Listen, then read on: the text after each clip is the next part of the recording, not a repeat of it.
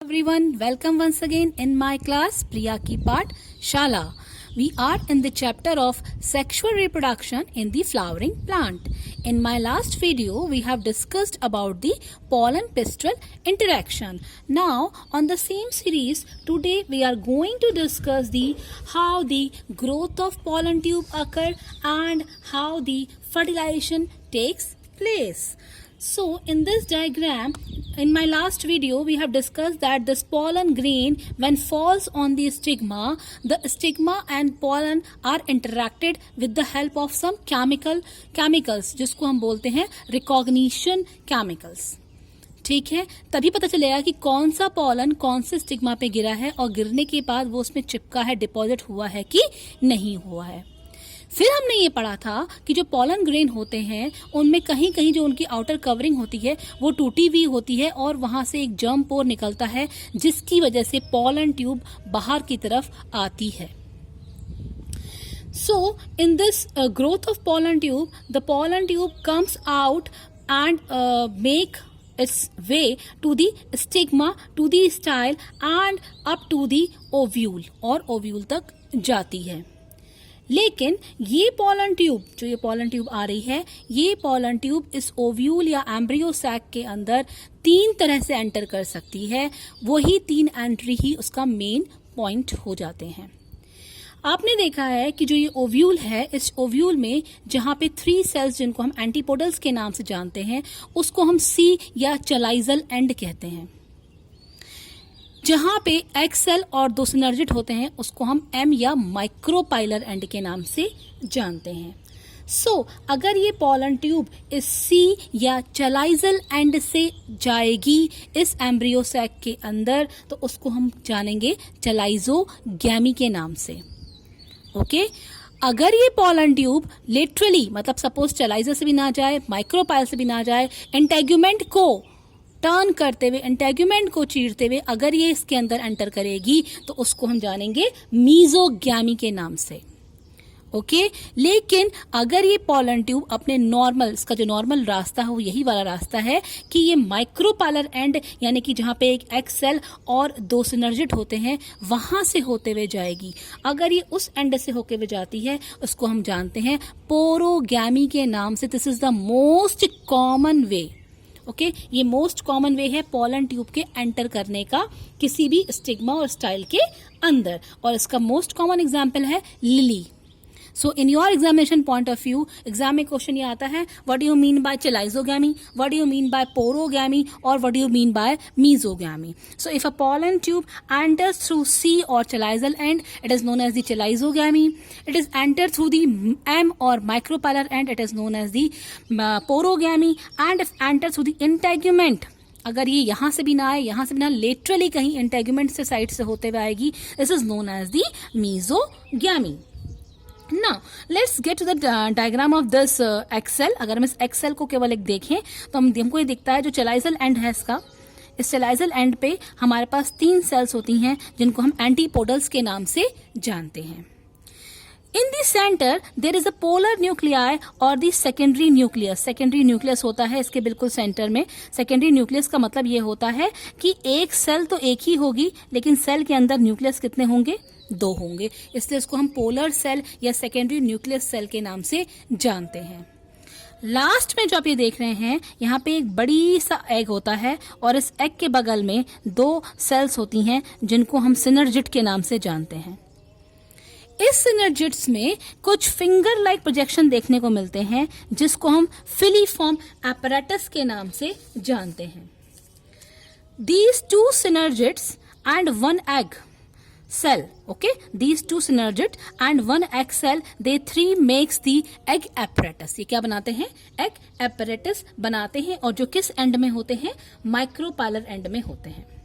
Okay, this micropylar, the tip of the pollen tube, अब ये देख रहे हैं जो पॉलन ट्यूब है इसकी जो टिप है, ठीक है, जिसकी ये टिप है, pollen tube enter through this micropylar and. आपने देखा ये माइक्रोपाइलर एंड के अंदर से इसने क्या किया है, एंट्री करी है. लेकिन जब ये माइक्रोपाइलर टिप के अंदर से एंट्री करती है तो या तो ये लेफ्ट साइड या तो ये राइट साइड किसी भी सिनर्जिड्स के अंदर से एंट्री करते हुए जाएगी. और जैसे ही पोलन ट्यूब ने सिनर्जिड के अंदर एंट्री करी, जिस सिनर्जिड के अंदर से एंट्री करेगी वो सिनर्जिड डीजनरेट हो जाएगा, खत्म होना शुरू हो जाएगा।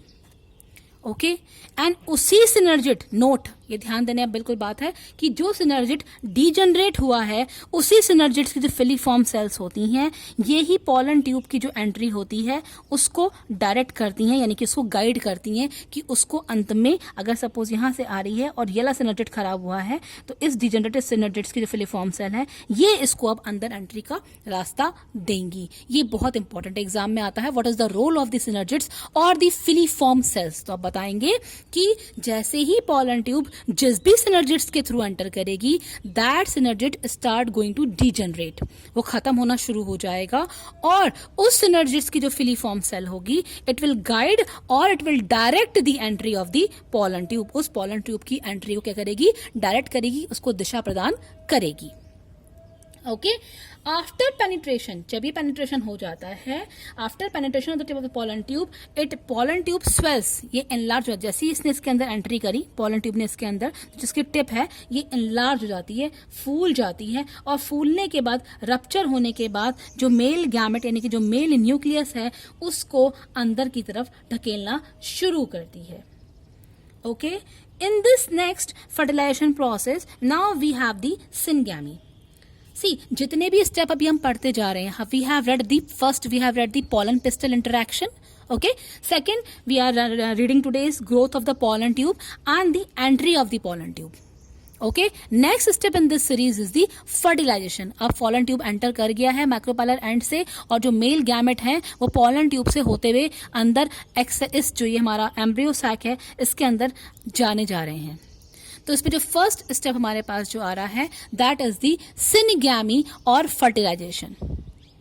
इन this syngamy the male gamete, okay, which is haploid in number, आपको पता है जितने भी गैमेट सेल्स होते हैं, गैमेट्स होते हैं, वो अपने पेरेंट के हैप्लॉइड यानी कि आधे होते हैं। तो this male gamete fuses with the female gamete, again female gamete भी क्या होगी, हैप्लॉइड होगी नंबर पे यानी कि एन होगी। They will form the zygote which become the diploid.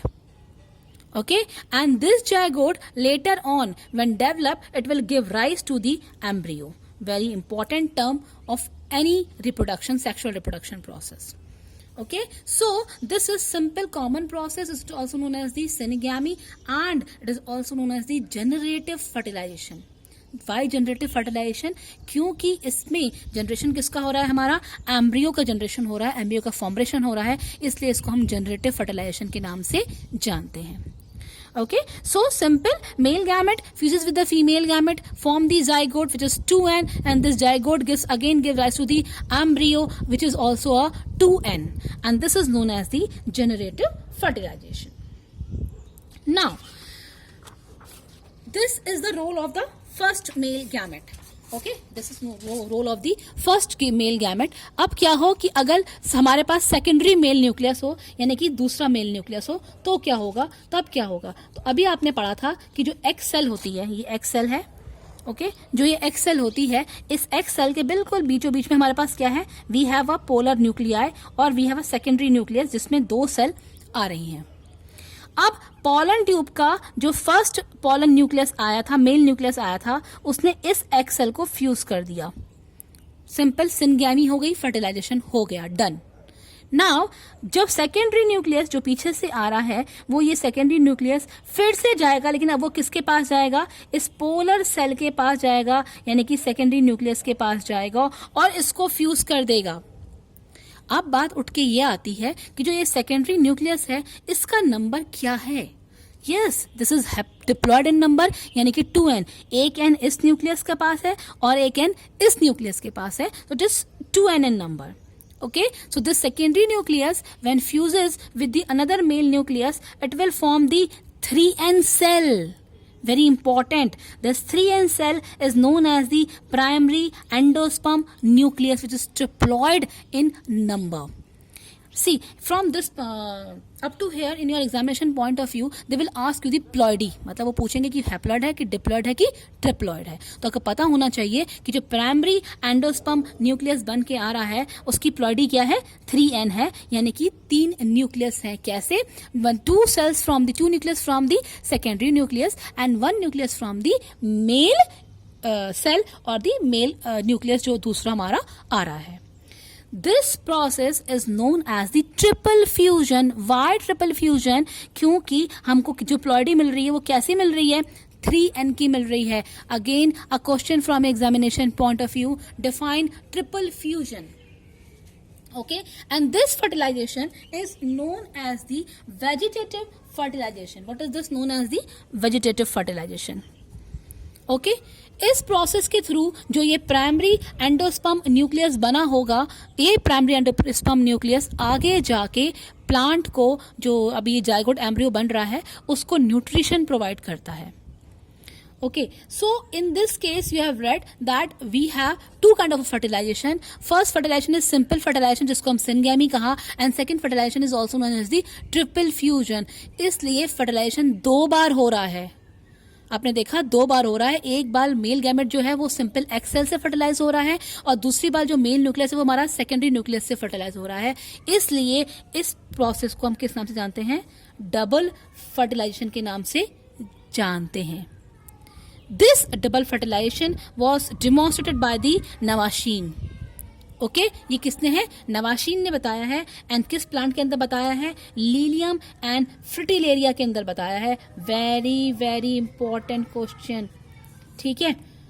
First of all define double fertilization, name the scientist who has given double fertilization. The scientist name is S.G. Navashin or simple Navashin. In which plant, lilium and fritillaria. Very very important for your aims, for your NEET, for your any medical examination. So this is up to the fertilization process.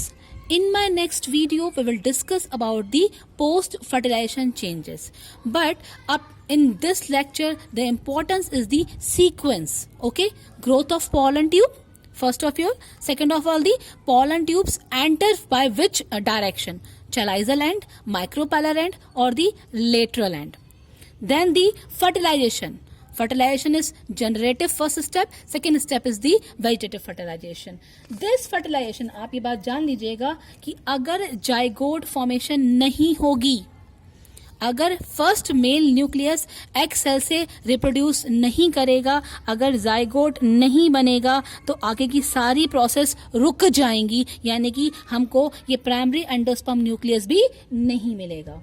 Okay क्योंकि यही primary endosperm nucleus आगे जाके इसको nutrition provide करता है और finally हमारा embryo जो होता है वो बनता है। सो अगर फर्टिलाइजेशन फेल हो गया है तो ऑब्वियस सी बात है कि एंडोस्पर्म भी नहीं बनेगा। अगेन अ क्वेश्चन कि अगर जाइगोट नहीं बनता है तो क्या एंडोस्पर्म बनेगा? Your answer would be no, क्योंकि फर्स्ट यहां से बनने में ही रुक गया है। आपने देखा जो ये एक्स सेल है, एक्स सेल से अगर पोलन ट्यूब एंट्री करेगा और अगर ये एक्स सेल ही फर्टिलाइज नहीं होगी तो आगे जो सेकेंडरी पोलर न्यूक्लियाई हैं वो भी फर्टिलाइज नहीं होंगे। Thank you, have a nice day. Next video we will discuss about the different kind of the endosperms or the post fertilization changes. Till then, like it, share it, learn it, and most importantly subscribe it. Bye bye.